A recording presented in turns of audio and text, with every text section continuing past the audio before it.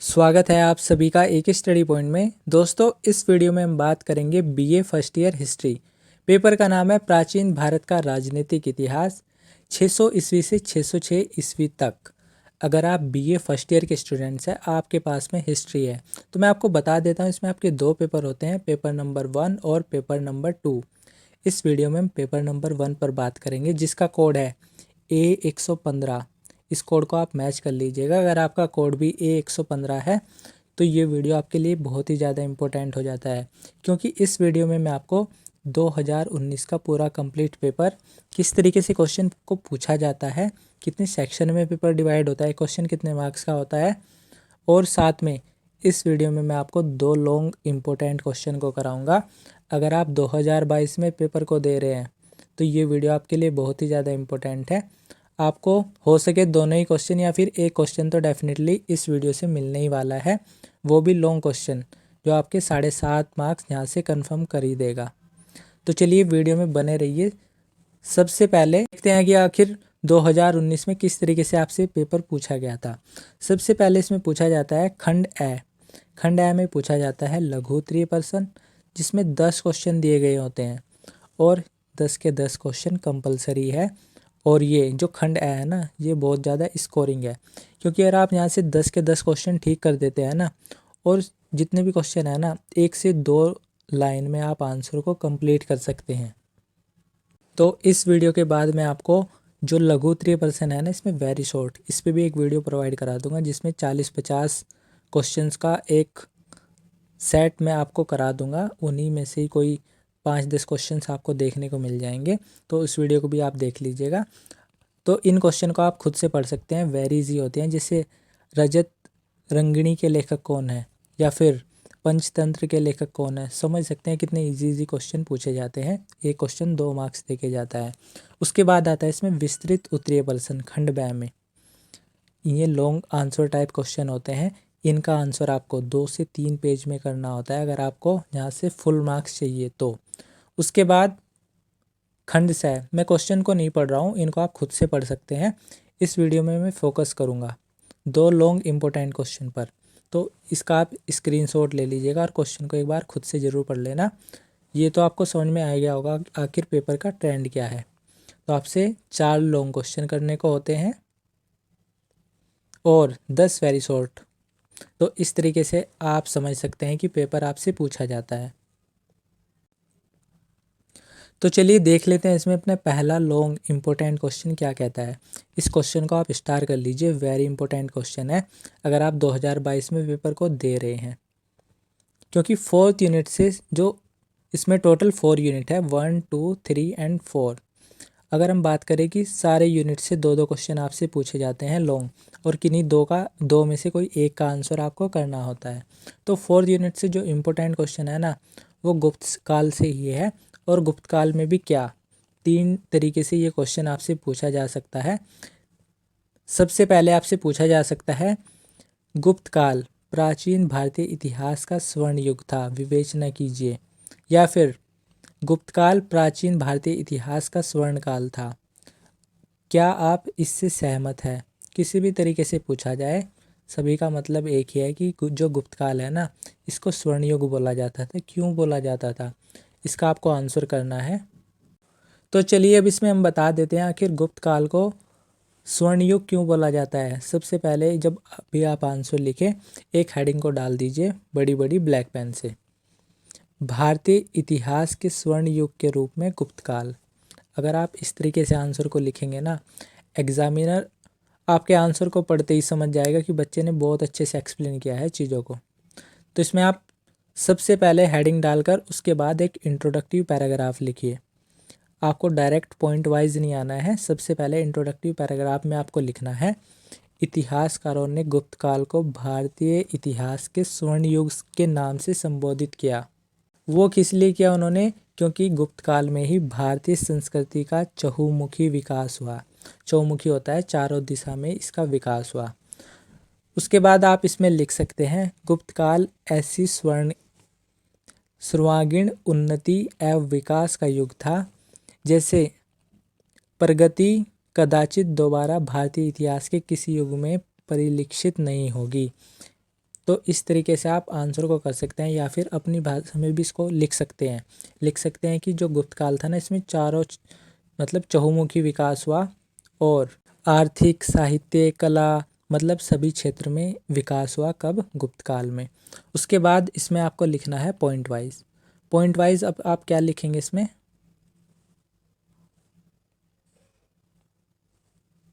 सबसे पहले first point डाल दीजिए, महान सम्राटों का युग।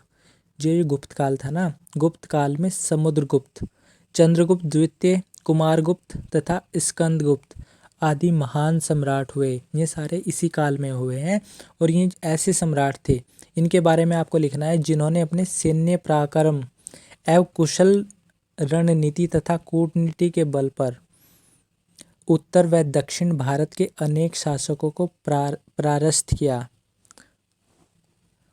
और उनको अपने अधीन भी कर लिया था। ये जो सारे सम्राट थे ना, इनका सब लोहा माना जाता था उस टाइम पर। उसके बाद इसमें आपको लिखना है, चंद्रगुप्त द्वितीय ने शकों को पराजित कर शकारी की उपाधि धारण की थी।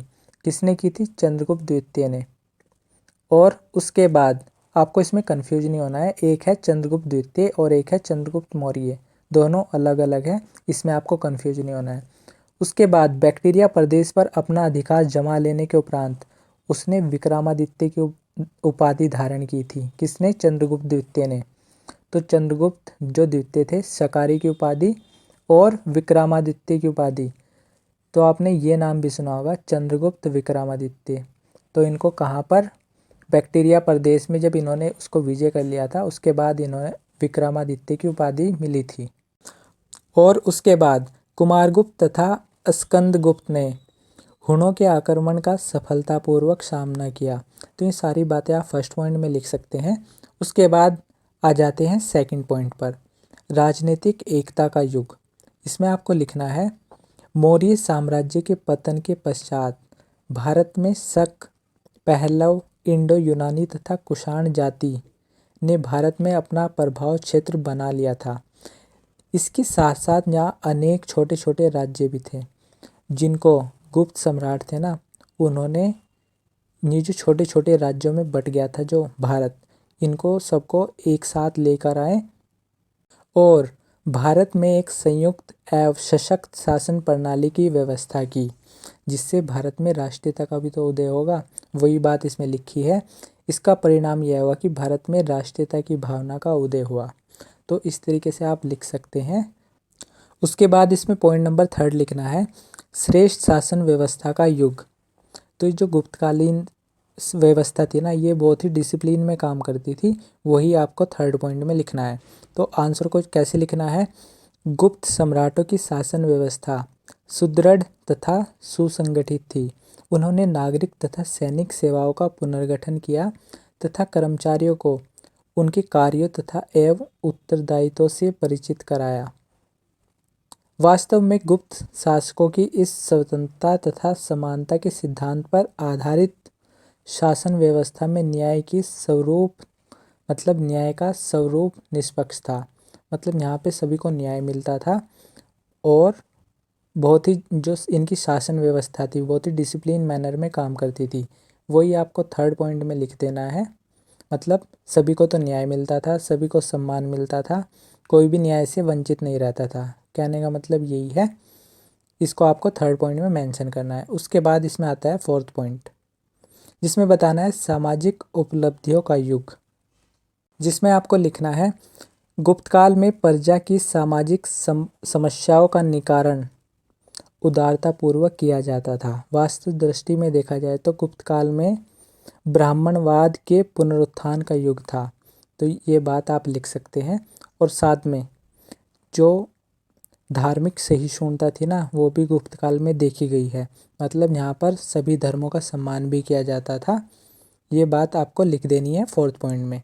उसके बाद इसमें आता है फिफ्थ पॉइंट, वही धार्मिक सहिष्णुता का युग। मतलब इस काल में हिंदू धर्म के साथ साथ बौद्ध एवं जैन धर्म का भी विकास हुआ। मतलब सभी धर्मों को सम्मान दिया गया। मतलब ब्राह्मणों को तो सम्मान मिला ही, और साथ में जो बौद्ध धर्म थे ना, उनका भी प्रचार हुआ और जैन धर्म का भी विकास हुआ।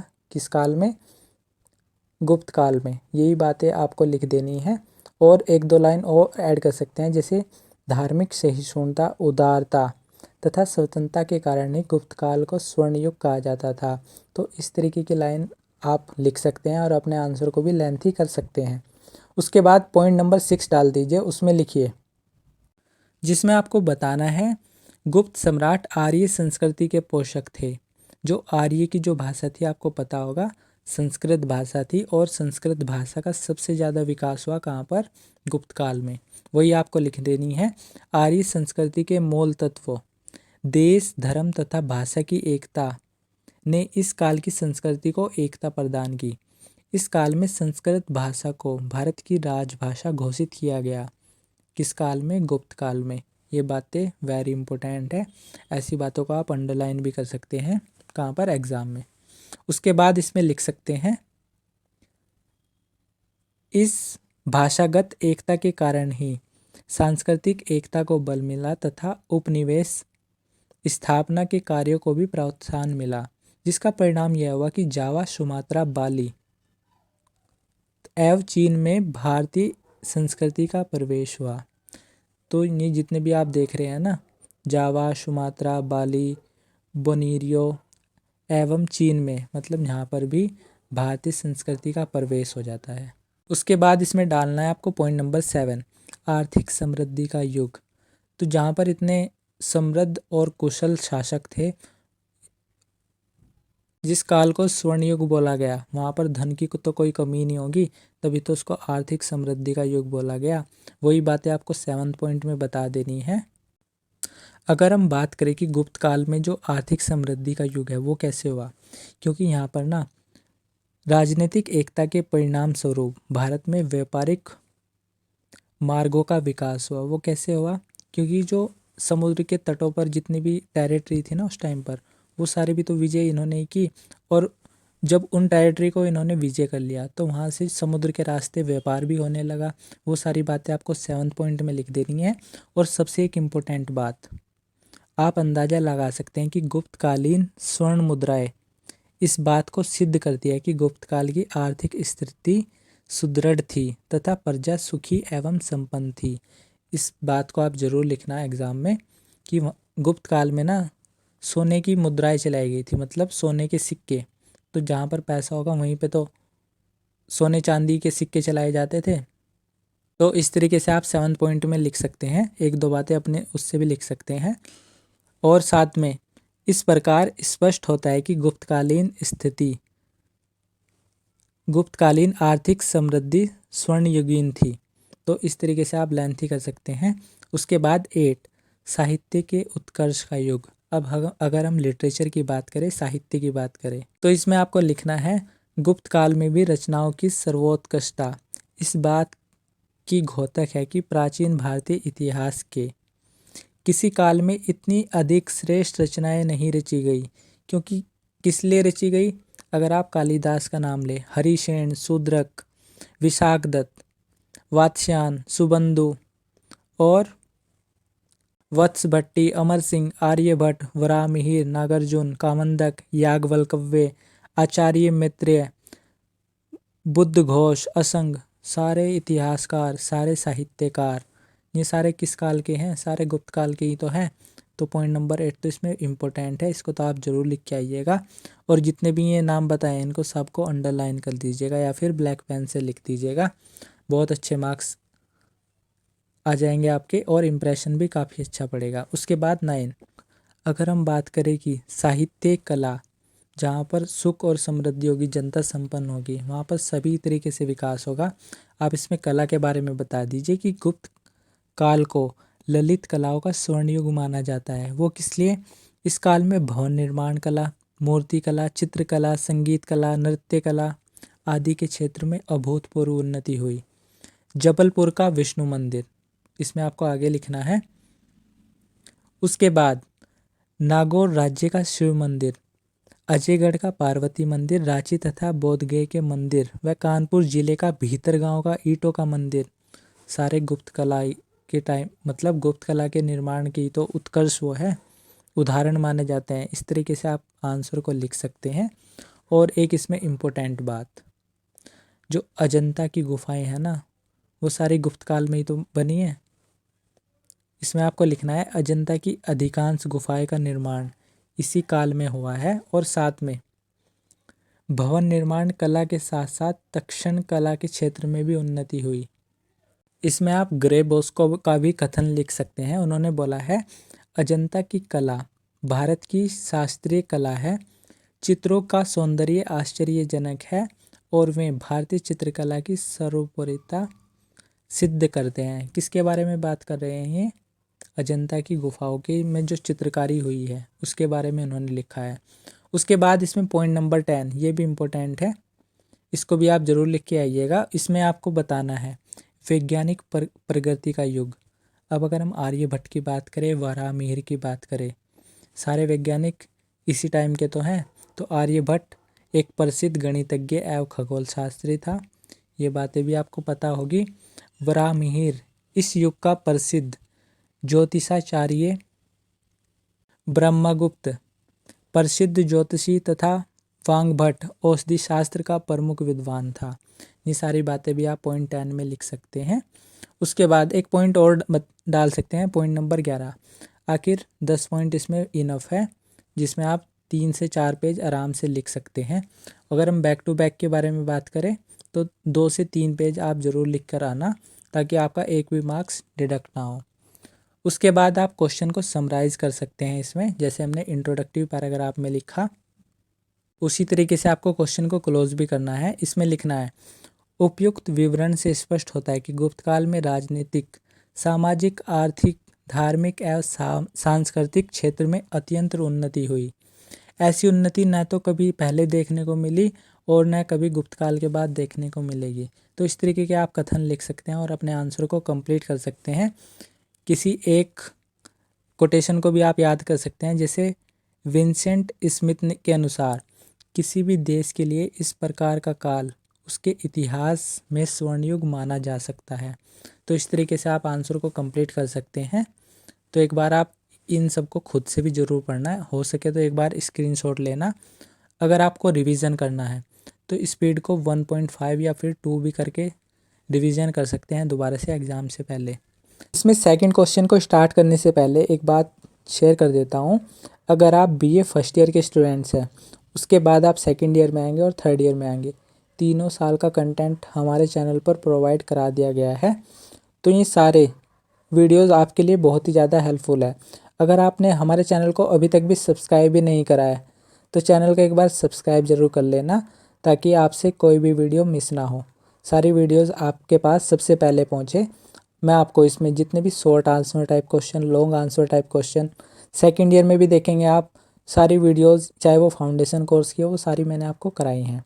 और आपके जो फ्रेंड्स हैं फर्स्ट ईयर में, उनके 4 से 5 फ्रेंड के साथ में भी इस वीडियो को ज़रूर शेयर करना, ताकि मुझे भी थोड़ा सपोर्ट मिले आगे और वीडियोस बनाने के लिए। तो इस वीडियो को शेयर करना ज़रूर अपने फ्रेंड के साथ में। देखते हैं इसमें अपना सेकंड क्वेश्चन क्या कहता है। सेकंड क्वेश्चन बेसिकली हमने लिया है इसमें यूनिट नंबर 2 से। यूनिट नंबर 2 से जो इम्पोर्टेंट क्वेश्चन है वो बनता है आपका चंद्रगुप्त मौर्य से, जिसमें क्वेश्चन आपसे पूछा गया है, 2 तरीके से क्वेश्चन पूछा जा सकता है। चंद्रगुप्त मौर्य की उपलब्धियों का वर्णन कीजिए, या फिर चंद्रगुप्त मौर्य की उपलब्धियों की विवेचना कीजिए, क्या वह एक महान शासक था या नहीं। तो चलिए बता देते हैं आखिर चंद्रगुप्त मौर्य का जीवन काल कैसा था, इनकी क्या क्या उपलब्धियाँ थी। तो चलिए सबसे पहले आप चंद्रगुप्त मौर्य के बारे में आंसर को जब भी लिखें सबसे पहले इंट्रोडक्शन ज़रूर लिखना। किसी भी आंसर को लिखने से पहले सबसे पहले एक हेडिंग डाल दीजिए सबसे ऊपर। इस क्वेश्चन में चंद्रगुप्त मौर्य के बारे में बात की गई है, तो चंद्रगुप्त मौर्य का प्रारंभिक जीवन काल, सबसे पहले एक हेडिंग डाल दीजिए ब्लैक पेन से। उसके बाद चंद्रगुप्त मौर्य के बारे में लिखना स्टार्ट कीजिए, जिसमें आपको लिखना है चंद्रगुप्त मौर्य का जन्म 345 ईसा पूर्व मौर्य अथवा मौर्य वंश के अक्षत्रिय कुल में हुआ था। मौर्य शाक्यों की एक शाखा थी जो पिपलीवन में राज्य करती थी। उसके बाद इसमें लिखना है चंद्रगुप्त के माता पिता के विषय में कुछ ठीक से जानकारी नहीं है, मतलब कुछ इतिहासकारों का इसमें विभिन्न मत है और कुछ का विभिन्न मत है। तो इस तरीके से आप आंसर को कर सकते हैं। उसके बाद आप इसमें लिख सकते हैं, किंतु महावंश से पता चलता है कि चंद्रगुप्त का पिता मौर्यों का प्रधान था, जिसका वध एक शक्तिशाली राजा ने कर दिया था। इस समय चंद्रगुप्त अपनी माता के गर्भ में था। पति की हत्या के बाद उसकी माता अपने पति के घर पाटलिपुत्र चली गई थी। तो इस तरीके से सबसे पहले आप इंट्रोडक्शन लिख सकते हैं। उसके बाद इसमें आपको लिखना है चंद्रगुप्त मौर्य की उपलब्धियाँ। तो चलिए अब बता देते हैं कि आखिर चंद्रगुप्त मौर्य की उपलब्धियाँ क्या क्या थी, क्यों इनको एक भारत का महान शासक बोला जाता था, आखिर ऐसा क्या काम किया इन्होंने। तो सबसे पहला काम किया इन्होंने नंदों से शत्रुता। तो ये जो चंद्रगुप्त मौर्य थे ना, ये नंदों की सेना में एक सेनापति था। इस पद पर उसने अत्यधिक ख्याति प्राप्त की, मतलब एक सेनापति के रूप में उसने बहुत ही ज़्यादा प्रसिद्धि प्राप्त की, जिसके कारण नंद वंश का तत्कालीन राजा धनानंद उससे द्वेष करने लगा। मतलब उसकी पॉपुलैरिटी को बढ़ते देख वो उससे द्वेष करने लगा। चंद्रगुप्त मौर्य मगध से भाग निकला, मतलब उसको हत्या की भी साजिश करनी पड़ गई। किसने? घनानंद के द्वारा। मतलब उसकी पॉपुलैरिटी को बढ़ते देख घनानंद ने उसको मारना चाहा, लेकिन चंद्रगुप्त मौर्य वहाँ से फरार हो जाता है और अपनी जान बचा लेता है। उसके बाद लिखना है इसमें चाणक्य से संपर्क। ये तो आपको पता ही होगा, जो चंद्रगुप्त मौर्य है ना, चाणक्य के शिष्य थे और सबसे क्लोज इनके यही थे। सारा गाइडेंस कौन करता था इनको? चाणक्य करते थे। तो इसमें आप लिख सकते हैं मगध राज्य के पलायन करने के उपरांत चंद्रगुप्त नंद राज्य का समूल विनाश करने की सोचने लगा, किंतु उसके पास साधनों का अभाव था, जिसके कारण वह इधर उधर भटकने लगा। और इसी भटकन में उनकी मुलाकात होती है किससे? चाणक्य से। चाणक्य एक ब्राह्मण था। चाणक्य का जन्म तक्षशिला में हुआ था। इस तरीके से आप आंसर को कर सकते हैं। उसके बाद ये पॉइंट आप खुद से भी पढ़ सकते हैं। थर्ड पॉइंट में बताना है इसमें सिकंदर से भेंट। तो जो चंद्रगुप्त मौर्य था ना, इसने सिकंदर से भी भेंट की। किसको मरवाने के लिए? नंद वंश को समाप्त करने के लिए। किंतु चंद्रगुप्त के अभिमानी स्वभाव के कारण कौन अप्रसन्न हो जाता है? सिकंदर। और चंद्रगुप्त को मारने का भी प्रयास करता है। कौन? सिकंदर। लेकिन चंद्रगुप्त मौर्य वहाँ से भी भाग निकलता है और अपनी जान बचा लेता है। उसके बाद उत्तरापथ में विद्रोह। तो सिकंदर के पंजाब से लौटने पर चंद्रगुप्त ने पंजाब की जनता को सिकंदर के विरुद्ध भड़का दिया। इस समय सिकंदर सिंध का वीरकर्मा जातियों के साथ युद्ध में लीन था और 323 ईसा पूर्व में सिकंदर की मृत्यु के उपरांत चंद्रगुप्त ने यूनान विजय के समस्त अवशेषों को समाप्त करके उत्तरापथ के अधिकांश राज्यों पर अधिकार कर लिया था। किसने? चंद्रगुप्त मौर्य ने। उसके बाद मगध पर अधिकार। तो मगध से तो आपको पता ही होगा कि चंद्रगुप्त का सपना था मगध पर अधिकार करना। इसमें आप लिख सकते हैं चंद्रगुप्त मगध पर अधिकार करना चाहता था। इस उद्देश्य की पूर्ति के लिए उसने चाणक्य के साथ मिलकर एक सेना का निर्माण तथा पर्वतीय प्रांत के राजा प्रवर्तक के साथ एक राजनीतिक संधि की। और संधि के बाद उनके पास जो सेना की कमी थी वो भी पूरी हो जाती है और एक विशाल सेना एकत्रित हो गई। उसने अब मगध की ओर प्रस्थान किया और मुद्रा राक्षस पौराणिक जैन बौद्ध साहित्यिक ग्रंथों में इस युद्ध का वर्णन मिलता है। तो ये भी बातें आप लिख सकते हैं और अपने आंसर को कंप्लीट कर सकते हैं। अगर हम बात करें कि बेसिकली इस युद्ध में क्या हुआ था, जो घनानंद थे ना, धनानंद, इनको चंद्रगुप्त मौर्य मतलब चंद्रगुप्त मौर्य ने धनानंद को इस युद्ध में मार गिराया था और मगध पर अपना अधिकार जमा लिया था। यही बातें आप इस आंसर में पॉइंट में 5th नंबर में लिख सकते हैं।